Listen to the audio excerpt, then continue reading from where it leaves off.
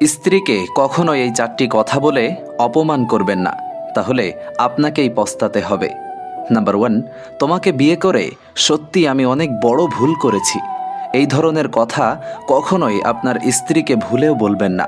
এতে আপনার প্রতি ভালোবাসা তার মন থেকে একেবারে মুছে যাবে। নাম্বার 2, কাজের থেকে বাড়িতে আসার পর স্ত্রীকে কখনোই গালাগালি করবেন না, তাহলে তার মনে এটা চলবে যে যখনই কাজের থেকে বাড়িতে আসে তখনই বাড়িতে অশান্তি করে, তখন আর আপনি বাড়িতে আসার জন্য অপেক্ষা করবে না। নাম্বার 3, স্ত্রীর বাবা মা যদি গরিব থাকে কখনোই তার বাবা মাকে ছোট করে কথা বলবেন না, কারণ সেও তো একটা মানুষ। সে তার বাড়ি ছেড়ে আপনার কাছে এসেছে, তাই তাকে ভালোবাসুন।